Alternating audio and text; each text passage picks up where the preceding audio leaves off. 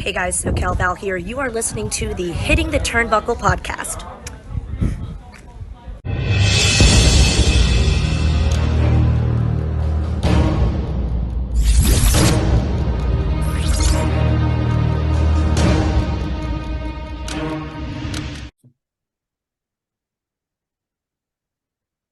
Good evening and welcome everybody back to the Hitting the Turnbuckle podcast. I am your host, Adam Cousins, for this evening. Now, as you all know, on the Hitting the Turnbuckle podcast, we love our British wrestling. We sponsor wrestling promotions. We sponsor wrestlers such as Corey McRae. And today we are speaking to one of the fastest rising British talents that there is today. I met him for the first time at Ignite the Bitter End. We didn't actually talk on that day, but I saw him and we'll discuss that shortly. But welcome Harrison Lee onto the show. Thank you. That's a very kind introduction. Thanks for having me as well. No, you're more than welcome. I will say this, and I said to you before we start that I'm going to start with a bit of smoke blowing. But this is genuine stuff. This isn't just because he's on the podcast. You can catch this on other podcasts. Obviously, like I said, I went to Ignite, and I've never seen you wrestle before. Never, first time. Never seen you wrestle before. And I'm one of these guys that when I watch wrestling, I watch. I don't cheer. I don't a bit. I might do when my son goes, but I don't. I don't generally. If I'm going with my girlfriend, it's tunnel vision when that match. As soon as you come out that curtain to when that match finishes, I'm watching. Yeah. I'm not a wrestling scout. I'm not a promoter. Wouldn't have a first clue what they look for. After the show, we were talking. I was talking to Andy, who does the podcast. We were talking to a couple of others, and I said, "There's one guy that from the moment that come out that curtain to the moment that match finished, I literally put my phone away, and I was tunnel watching it." And I said, if we found out the next day that he had signed a developmental contract, or he's got a chance at the performance centers, or it was Ring of Honor, and it was you. That is a really nice compliment. And I tell you why. It's from the moment you walked out, there was something. When you don't know what it is, but it was attention. You were obviously a 6 foot odd. You were doing all your, the stuff that you do with your character. But it was one of those things where it was attention from literally the minute you got out to the minute you walked back through and tapped me on my hand on the way back. Thanks for that. But you captivated me. I can't speak for everybody else there, but you captivated me. And that's why I said if you were called up to something like that the next day, it wouldn't have shocked me. That is so incredibly kind. I feel a bit overwhelmed. But that's really right. No, thank you. But as I've said before, if you don't believe this the first time I said it, check out the interview with SoCal Val where I mentioned Harrison along with Corey McRae, who we sponsor. But anyway, enough of smoke blowing, enough of doing all that. Let's talk about you. When did this all start? I feel so overwhelmed with just to let you know, just quickly, Harrison, we're just now being joined by Andy, who's the host, who's generally the host of the show. But carry on. When did this all start? Hello, Andy. Yes. It's been so I've been training for about 2 years now. Mm-hmm. My love for wrestling started, I think, like most people, when they're like quite young. I'd say about like 8, 9 years old ish kind of thing.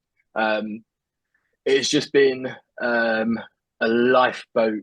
It's been a lifeboat throughout my life, and it's been one of them things where it's been such an integral part throughout, from what I remember from like some of my earliest memories up until now. And the way that it's brought joy and happiness into my life at different points, from being a fan to now being on the other side, it's just insane. I can't comprehend it. I've never been into football. Never been one of the people at school, so I never understood it. Why people would be watching football and it'd be the whole life. But wrestling is that for me, which I couldn't even comprehend a life without it. Which is like a great thing. Which is a great thing, but also means I'm very dependent on on it for a lot of my happiness. But yeah, so I was quite young when I got into it. But yeah, I feel like I think a lot of wrestling fans have their little dip stage. I never really had that. It's always been I've always been kind of glued in. I will admit that I'm a big WWE fan. I don't. It's not that I don't dabble in the other stuff, but it's just where my attention is. Very fantastic. Yeah. So it's. Pardon? No, carry on. Sorry. No, I was just gonna say. So it's always been WWE, and like I've always I've always kept. I've watched it. I'd say I've probably watched it every single week of some sort, even if it was like a 5 minute. Back in the day, there's a point where maybe my dabble would be I'd watch 5 minute highlights rather than watching the 2 hour show, or 3 hour show if you're watching Raw. So yeah, it's varied, but it's always been there. To be fair. Yeah. And fresh from the Ryder Cup, Andy's joining us. Evening, how are we? Sorry I'm a little late. I thought I could get 9 holes in an hour and a half. We got stuck behind the slowest 4-ball I've ever seen in my life. Taylor, how are you, mate? Very well, thank you. How are you? Yeah, I'm good, mate. I'm good. Apologies for being slightly You late. haven't missed much, Andy. I've spent 5 minutes blowing smoke, and then I've just started to talking to him about how his love of wrestling started. So you can carry on now, Andy. Yeah, no, cool. It's always good to hear, you know what I mean, how the love of wrestling started. You mentioned WWE there. How do you find the independent scene in the UK now? How did that all come about for you? You know what I mean? Where you watched WWE, like you say, in and out growing up. Like we spoke to a few guys like from Ignite, from Apex. They're like, what was that moment for you when you went, oh, hang on a minute, I want to stop watching it and I want to actually train to do this kind of thing and step in the ropes? Because I was at Ignite with Adam a few weeks ago. I just ran the ropes once and that killed me. I was like, no, I'm done. Yeah, I'll stick to talking about it. That's okay. I mean, what was the moment for you where you were like, do you know what, I want to do this? Because I've seen you wrestle, and it's like you're chatting to CJ, and he's like, he hasn't been doing this really long. I'm like, really? No. Like Adam said on our show, if like yourself and a few others, if we heard the day after that Ignite show that you were getting called up for a tryout at NXT or one of the big ones in the UK, would have been like, yeah, okay, yeah, I believe that. You know what I mean? So how did you go from fan to wanting to actually do it?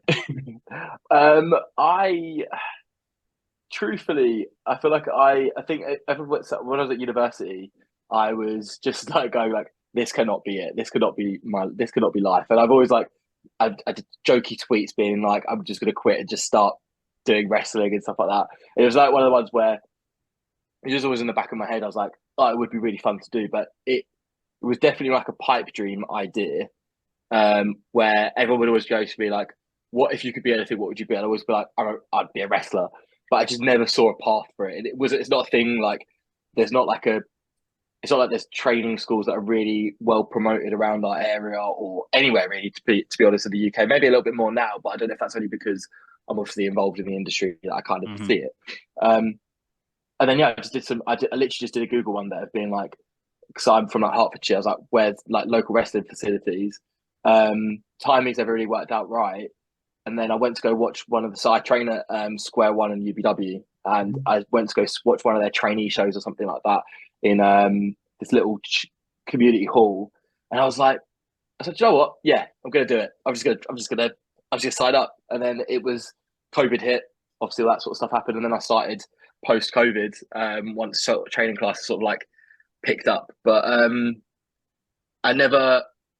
it's a really weird one because I think a lot of people, and it's absolutely fine that they do this as like a side hobby or something like that, but I think ever since the moment I started doing it, even then one of my coaches was like, don't have the idea that like, don't get into this thinking that you want to make it your career kind of thing. But ever since the moment I was just like, I can't see how I could not want to do this full time or something like that, because it's addictive. It's one of the most addictive feelings. Like once you've actually had a match and you can go out the back and be like, okay, this went well, this went badly. The crowd loved that bit. I could do that more. It's such an incredible experience that I've just that's kind of what kept me in there. What's it like on the first training session kind of thing? Because obviously we speak to people like Adam. I know Adam's tried it out for a little while. Don't get me wrong, I would love to say, do you know what? My weedy little arms, I'd love to say that I could maybe go in the gym and give it a go. But how is it for you at your very first training session? Because like you say, you grew up a fan. I'm a fan. Adam's a fan. David does this with us. He's a fan. We're all fans. But what's it like when you actually step through the ropes? It's your first training session. You've got to learn things you've seen on TV. You might think, oh, lock up, that's easy, head. And all of a sudden you're like, oh no, hang on a minute. This ain't as easy as I thought. Do you know what the funny thing is though? It's like, it's exactly how you imagine. If you've never stepped in the ring before, it's exactly how I imagined it'd be. Like, I felt like a child. I felt like I was like, oh my god, I'm in a wrestling ring. Oh my god, I can just go to the top rope. It was the it was the weirdest experience. And then the moment I start running the rope is running the ropes was like, okay, this is actually pretty tiring.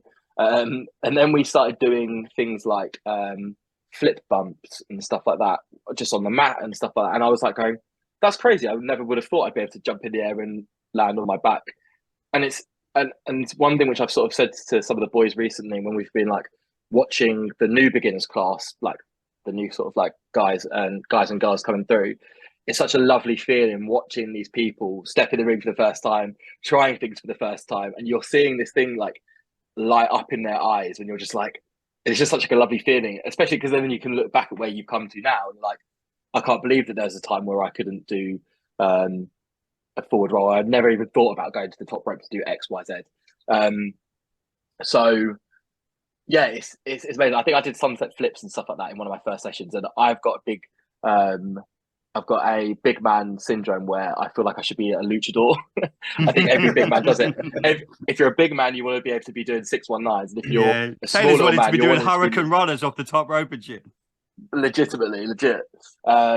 So, but then the moment you start realizing that actually physically it does not make any sense for me to do it, and I just wouldn't want to do it now.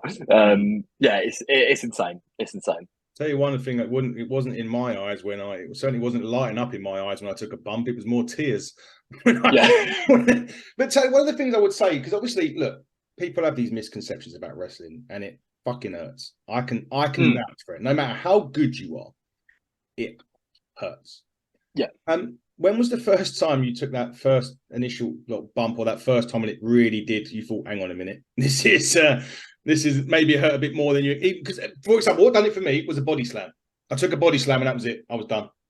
You're like, okay, and that's where my career ends. WWE 24. Yeah, that's the end of my documentary. That's it. Do you know what? I will be honest in terms of like when I first did it in training and stuff like that. It was the next day where I was like, oh, actually, no. Do you know what? My body feels like it's been hit by a car, but not in like a weirdly sadistic like. Oh, but like I've done something like really cool there. Like I think that's like amazing. What happened for me, and I think which will never prepare you for, is your first ever proper match. Yeah. The next day, my body was just absolutely in agony, because the thing is, like in training, you do it on mats and you do it on crash mats and all that sort of stuff. Absolutely fine, but then when you're putting it in sequence, you're then adding in running, you're adding in character and all that sort of stuff, and you're putting it all together in one match. The next day, I will remember that feeling of my body just feeling like, what have you done to me? Like for the rest of my life. For the rest of my life. Who was the first match? I'm guessing you can remember it vividly. Your very first match. What was that like when you, like you say, you go from the training room, then you're in front of a crowd? I mean, I was at an Apex show probably about 3 or 4 months ago now, and it was their development show. And I very fortunate. I got to go there really early, chat to the guys, and there was 2 guys on that show. This was their very, very first ever match, and you could tell they were bricking it. And, you know, they went in the ring. They done a good job, I thought. You know what I mean? You could tell it was their very first match. What was that like for you when they said, okay, Taylor, this is it. Very first match you're going to take from what you've done in the gym into a match in front of a live audience. What was that like for you? So I was facing Truman Roswell, who briefly coached me towards the sort of start before he sort of like stopped training or whatever. But he is incredible. Like he is... I felt so comfortable, especially because there's a few of us having our debuts this first night, and we'd been trained a lot by Tommy Kyle. He'd been like our sort of consistent coach, but he's a baby face, so he faced off against one of the trainee heels, basically Tony Sin, who's like the guy I faced at Sin in the bin. Sin in the bin, yeah. But he's obviously he's a heel, so he had a baby face the first opponent. So I needed a heel opponent. And I got Truman Roswell, and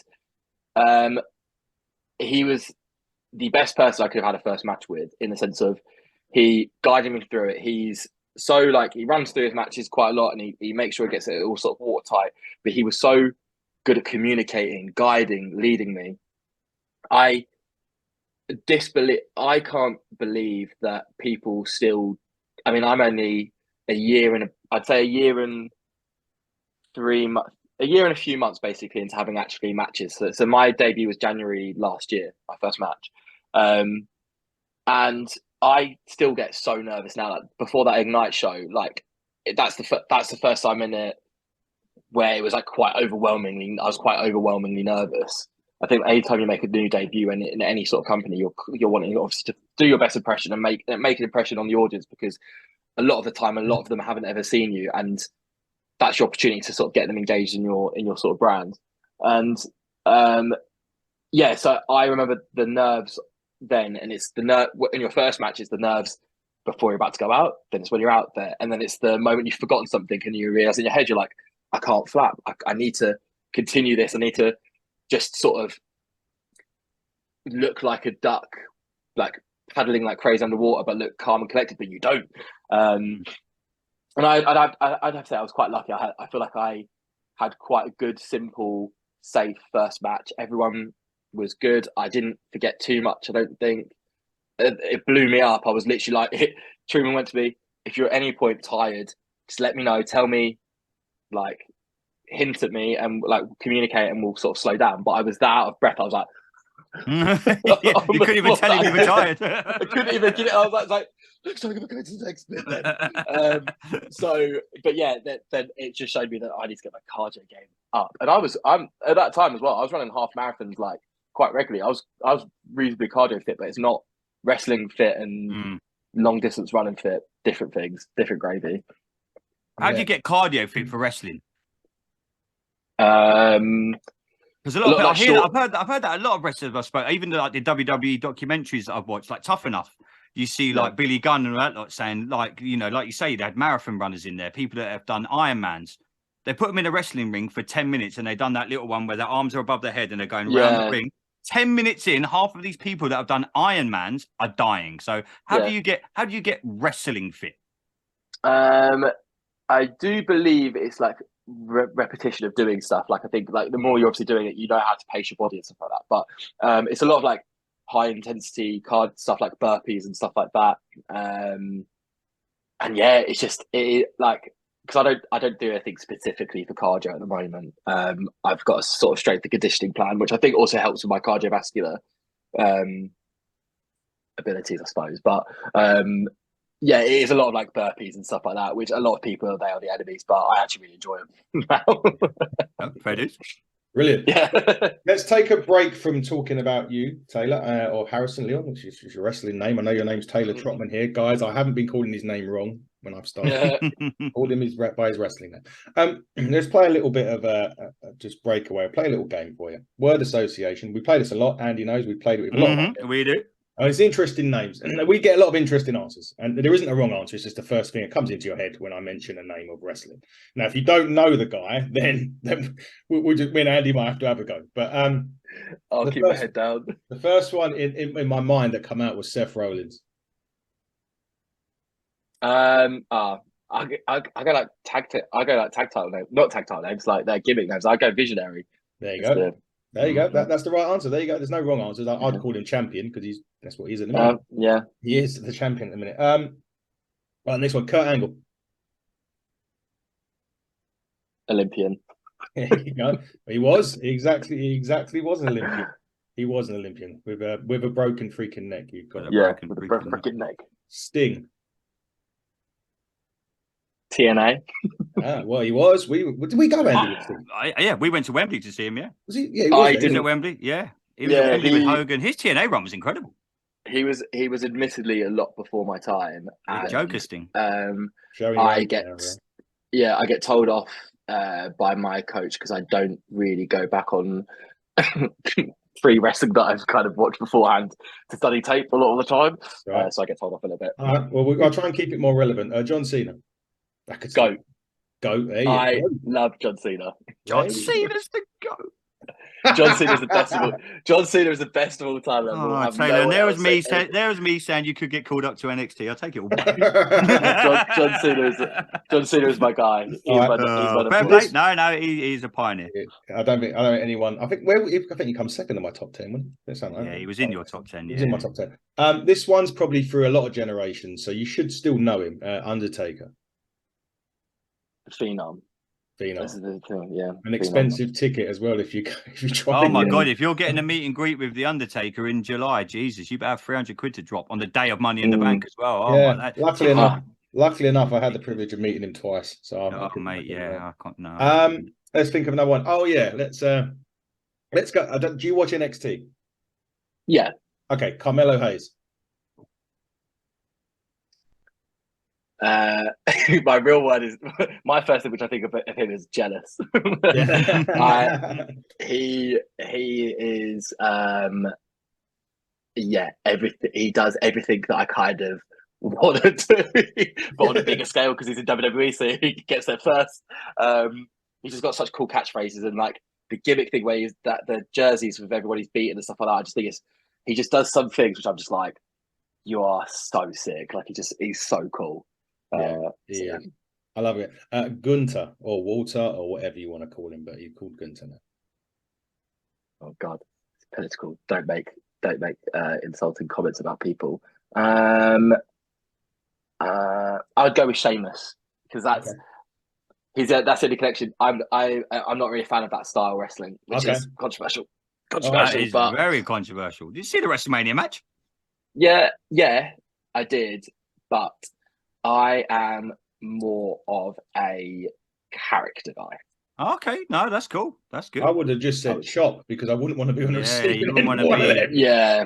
My So we've got Gunter. I appreciate his work and I appreciate that he is very good.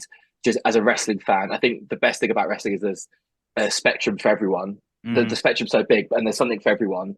That's just not my preferred style of wrestling. I prefer a bit more character and stuff like that. I get he is a character, but he's just not. Yeah, no, that's fair enough. Let's do the last one, and we have to acknowledge him, Roman.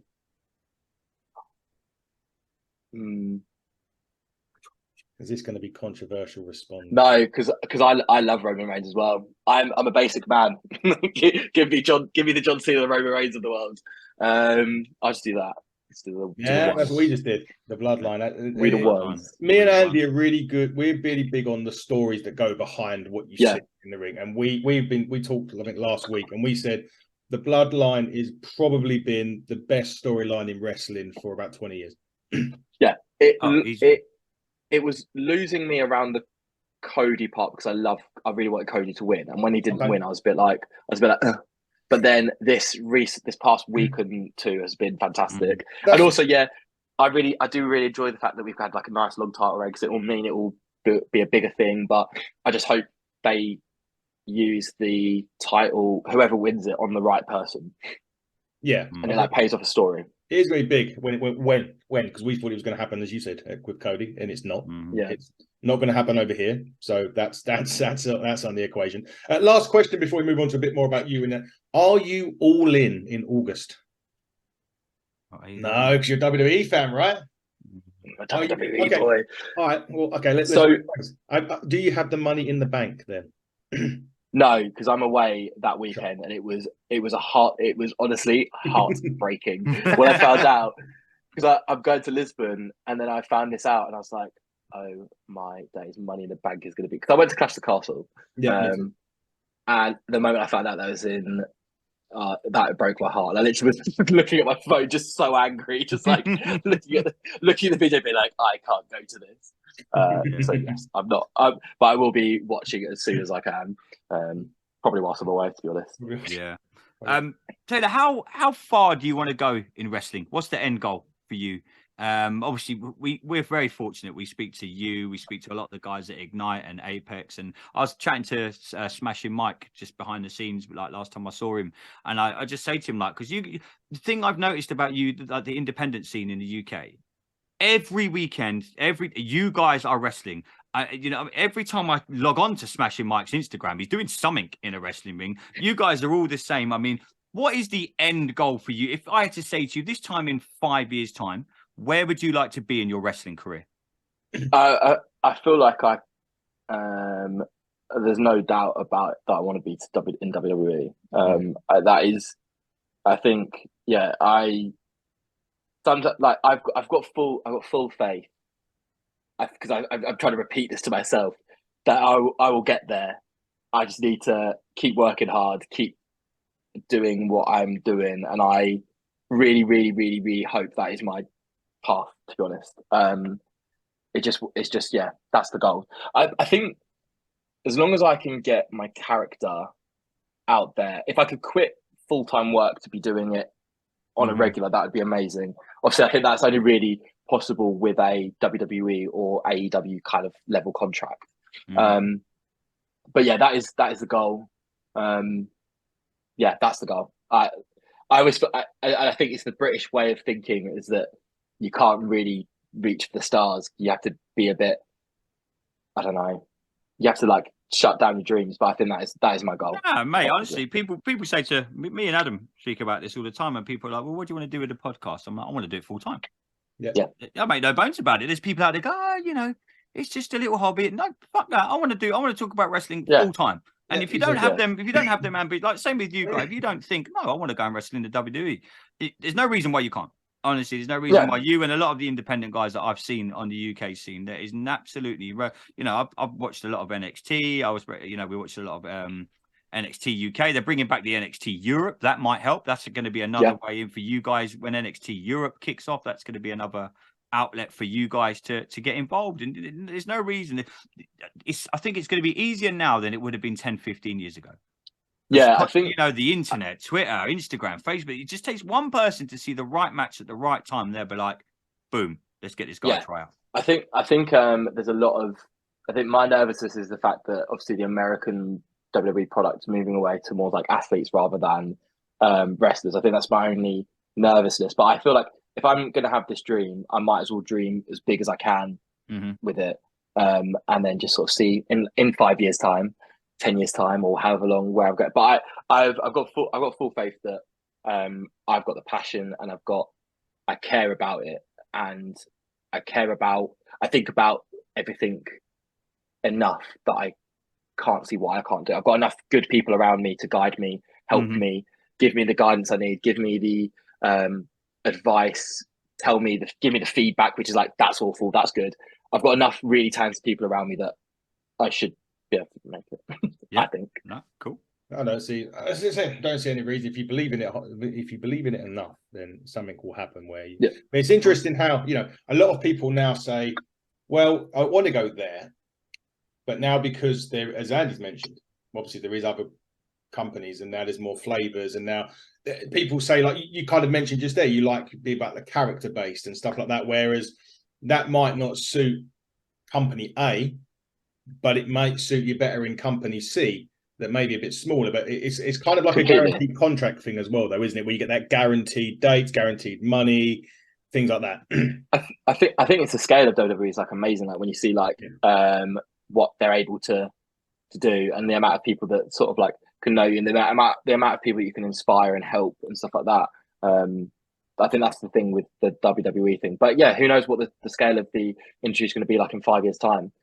As long as I'm happy and enjoying it, and I'm doing it to a point where I'm still entertaining and like meaning something, then that'll be good. Do you have like a heel character? So we see you as a face. Obviously, when you was at Ignite, you were a face. You kind of, but that character I thought could also quite easily switch. I reckon I said this when we were talking about it. I reckon someone like your character would be the perfect person. Not whenever it happens, would be the perfect person to turn heel, because literally everyone loved you. That they were Ignite, everyone was loving you, high fiving you. You had your money on the go. I reckon you could be doing all that, and one day just grab a steel chair and go, bam, wax up, and I'd be like, that'd be the perfect heel turn, And I reckon, that you're the kind of character that you'd be like, oh my god, I didn't see that coming, and it's another avenue for you to explore. When I created the character, I was very conscious that I wanted a character that could be a babyface or a heel. Yeah. Like quite interchangeably, just depending on my mannerisms. It was a very much a conscious decision when I created my character. I wanted to be a heel when I first started out. But then UBW, the company which I sort of started with, were like, no, you're going to be a babyface. And I was like, oh, that's not what I wanted. But I cannot tell you how good it is to be a babyface. Like, it is the nicest thing to be a babyface. So, as part of my entrance, which went wrong at Ignite, I smacked my money gun out of my hand when I came to. So when I came, if you watch back the video, you'll see me go through, and I'm like really slow. No wonder I stopped with my phone. Yeah, so I stopped. So I stopped. I threw my money gun out the just anyway. But like the kids who come up and ask me to sign it, and then they're so engaged, and then I've had videos where parents message me on Instagram being like, "Can you send a video to my son say happy birthday?" And then they've got my T-shirt and they're really excited. There's nothing that has warmed my heart more and made me feel like I've got an actual purpose than being a babyface. And yeah, I think it will be good. It will be a good moment when I have to turn heel. But my few experiences of being heel are not, are not my favorite at the moment. I'm just not. I feel like I'm still so junior, so early into my career at the moment. I want to really nail babyface before I think about doing heel full time. I just don't like it as well. Like when you meet fans and stuff like that, I don't know whether to keep up my facade of being a heel or if I want to be, because I like meeting people. I love talking to people. I love when they come up to me and they're like, "Oh, thank you so much." It's a lovely part. It's one of my favorite parts of wrestling. I don't know how I'd feel about being a heel doing that. Funny one is one of the good ones is actually Corey McRae. Because when I go to watch his shows, because I go to Jurassic Pro and he does. Yeah. Wasn't there this time, but he was nice as pie. But when he sits down and he's just like, "Come on, give me your money." You know, he's kind of what about the interview I done with him? Oh my god! Mate. So yeah, we done it. So when was it Ignite? And as I say, you was there. We didn't obviously at this time we didn't know. We knew you can't. We kind of knew you was a wrestler. You stood out, because obviously you guys do. But we done these pre-match interviews, and Corey was like, right, because obviously he's the heel at this point, and he's chatting away to him. He's getting started, and this was, I think, someone pulled out, Warren Banks pulled out, and then Corey had was it Dexter? But he could. Xander, sorry, I picked Dexter. Xander in the main event, and Dave was touched his belt, and suffice to say, it didn't go down very well. And his character is incredible. And when he's in character. If you look on our YouTube shorts, it's got the highest viewed YouTube. Oh, really? I like to watch my friends, I went into work the next day and they were like, "Oh, I saw you at the wrestling at the weekend. You went to Ignite." They went, "That geezer was a bit of an arsehole." And I was like, "No, these are people that don't watch wrestling. They just thought I was doing a normal, like we are now. They thought we're doing an interview." And I had to explain the whole, no, he's in character. And they were like, "What?" And I had to explain the whole thing. And they were like, "This geezer was a knob to you, Andy." And I'm like, "No, he was." We asked him, when we were chatting beforehand, he was like, "Do you want me in character?" I was like, "Be the biggest prick you can be." And he was incredible. He's in character. And then after we'd finished, he's one of the nicest guys in the world. But it was amazing. Yeah, I just really struggle to do. I would really struggle. Like, I think the good thing is with being a babyface is I'd like to think it's not too dissimilar from my actual being as a person. I think I'd really struggle to be like, even when I have to be like mean to kids when I'm being a heel on the couple of occasions. I feel really bad afterwards. I'm like, "Oh, I'm really sorry." Like, we're friends now. Like, man. Before we start, so we'll wrap up and get your appearances and stuff like that. So we're going to play one more game, and this is random questions about wrestling. I ask this all the time. A lot of questions stump someone. We had Cardona stumped. We've had a couple of really big names stumped with some of these questions. So don't worry if you get stumped. It's fine. We're not timing you or anything like that. Yeah. So if you make it to America, what's the one arena you want to compete in? I'll go the only one I can think of at the moment is Madison Square Garden. Yeah, it's literally like 90%. As soon as he asked that question, I was like, Madison Square Garden. It's the only one I can think of. I could not. Maybe Barclays Centre as well, actually. Yeah, interesting. Because that feels like it's had a lot of history. You get to give you a bit of fantasy booking there now, Taylor. You're in the WWE. They give you a blank canvas. Fatal 4-way. You're one of them. Who's the other three? We say WWE now because you've already mentioned that it's all you get. Oh, that's fun. I would want to face. Oh, that's a really good one. Finn Balor. Yep.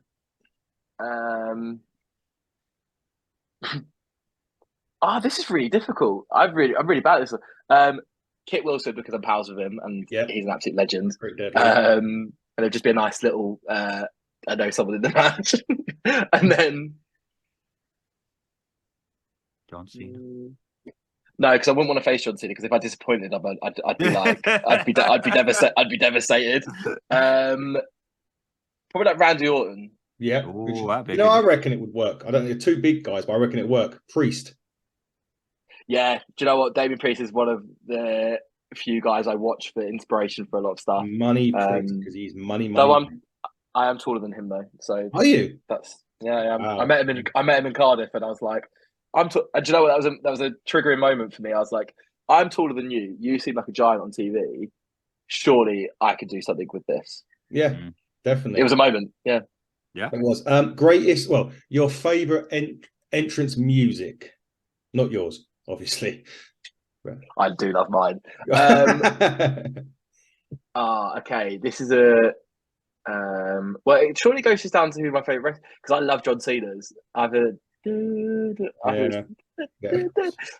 also like again one of my favorites is Sasha Banks's music. Okay, interesting. And I like Edge's as well. Yeah, no wrong with that. There you go. You pulled it back at the end. Pulled it back at the end, Taylor. You've done well.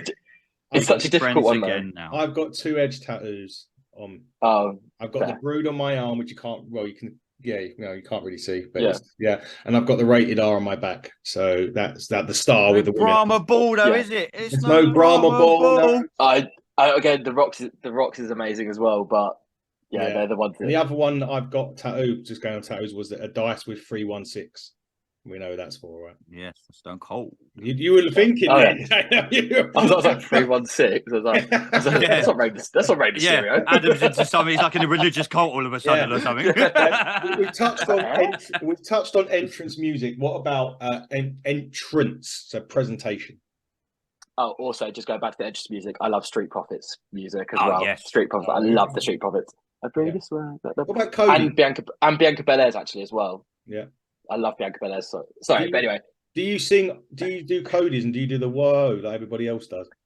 Well, I've not seen him live, so I feel like I can't really sit in the air, just sitting in his front room. I do it in the front room. When I watch Raw, I do it. I do it all the time. Yeah. No, that is a great song as well. Yeah. Just as a song, that's really good, actually, to be fair. Yeah. Favorite entrance? There's only one for me, but that's obvious. I hate these sort of things. Don't say John Cena. Don't say John Cena. No, I won't say John Cena. he doesn't do much. Except I do love when he goes like and looks at the camera and then like brings like the John Cena entrance where there was like the John Cena entrance, which I think is goated, is when he had like so many John Cena's like people looking like WrestleMania, WrestleMania. And he, that was. I was there.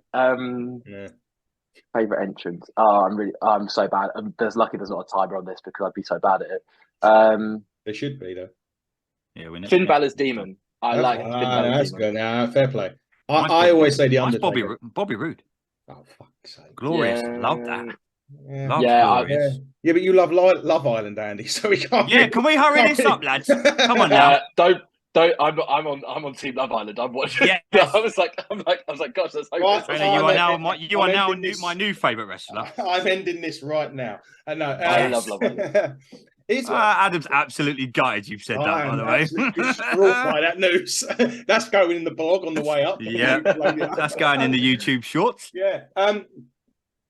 What's the wrestling music that you would put on when you're in the gym? Because I know you say you've got a favourite entrance, but there's a difference between entrance and music when you're in the gym, right? I nearly exclusively do pull-ups to the Street Profits. I bring this to me. It's honestly such a good song to be doing pull-ups to. My god! And I've got when I used to run like quite frequently, I got my fastest times like on a kilometre stretch running to John Cena's theme tune and also to Sasha Banks' theme tune. So there's also Asuka's new one is really good for the gym as well. That's come onto my playlist. I've not listened to it properly yet. I'll have to download it. Last question before we start moving on. What's your favourite pay-per-view? Like, not necessarily because there was a matches, but if there's one pay-per-view that you say every year, I'm watching, what is it? Royal Rumble. Yes, where we're going, boy. And you're off. Yeah, are you going? January, yeah. Florida. That's the one that is one of the ones. Is it in Florida? January. Well, it's not. Yeah, we've heard it on the. We've heard. Oh yeah, we're allowed to say that. Yeah, don't worry. We've heard it through sources. Yeah. Don't say that because I will legitimately go to Florida in January. Taylor's on the plane with us. Yeah. Don't say that. Yeah, it's in Florida. It's apparently in Florida. Yeah. I'd lose my head. We'll see you at Heathrow. I'll lose my head. Oh yeah, I'd be so there. I'd be there. It's brilliant. It's Yeah, brilliant. Royal Rumble. I do love Money in the Bank though. Yeah, I do. Big fan. Yeah. And also I've got a really controversial one.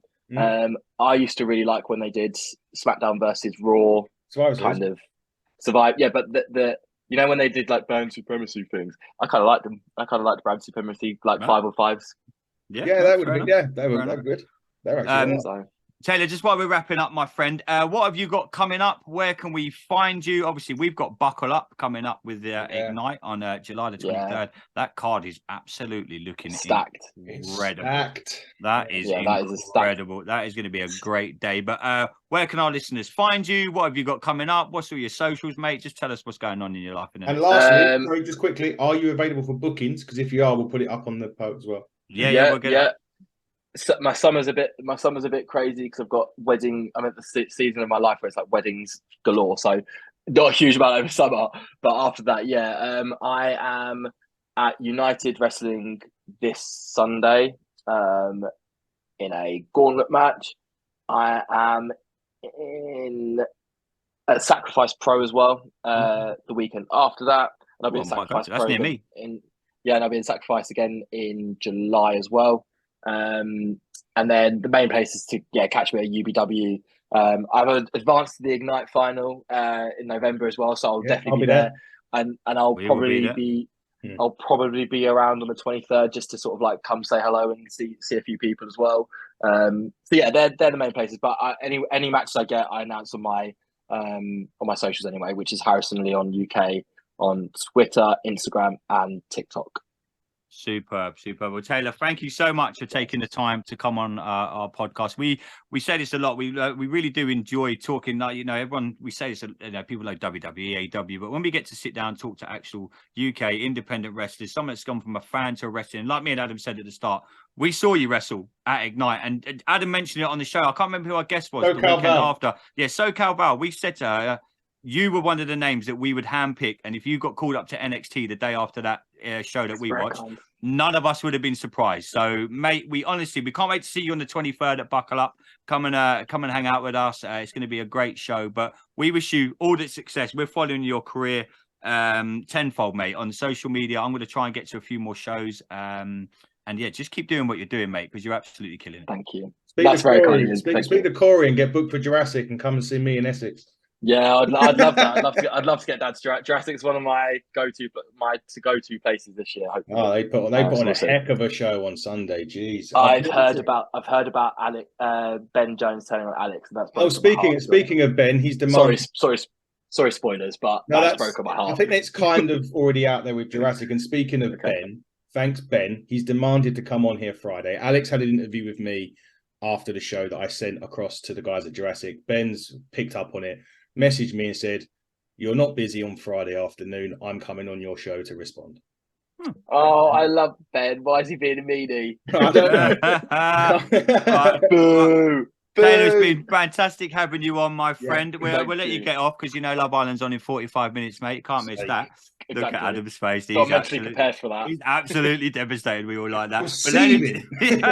Ladies and gentlemen, this has been the Hitting the Turnbuckle podcast. I've been your host, Andy Burrows, with my great friend, Mr. Adam Cousins. Till next time, everybody, buckle down and stay safe.